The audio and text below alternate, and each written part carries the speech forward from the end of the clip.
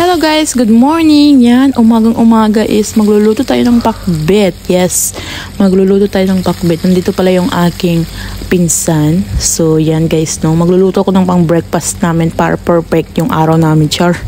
So yan guys, no, lalagyan natin ng Festavario na bagoong. Masarap yung bagoong na yan. Yung pakbet na may bagoong guys, grabe.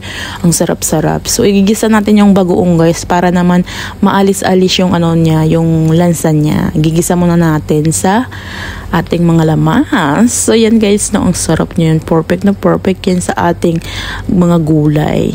Yung bagoong guys, yung Festavario. So yan guys, lagyan na natin. Then mekos-mekos lang natin para magisa siya guys. Mas masarap igisa muna bago ilagay yung ating gulay. So yan guys, no, megos-megos lang natin. And musta na po kayong lahat dyan.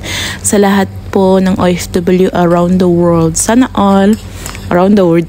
Yes, around the world. Musta na po kayo. Nilagyan ko po yan ng sili guys, siling labuyo. Para naman 4-pack. So ilagyan na natin itong ating napakadaming gulay, chor. Konti lang yung gulay, oy.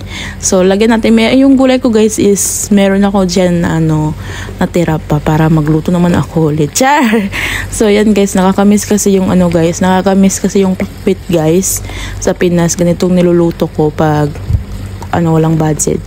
At kahit walang budget, ganitong luto guys sa tahubang kaldero. So minsan sabi ko, paano ko kaya hindi pasarapin yung luto ko? Sana all.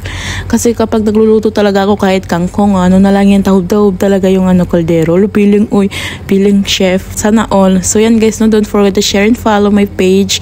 And thank you mo, ingat.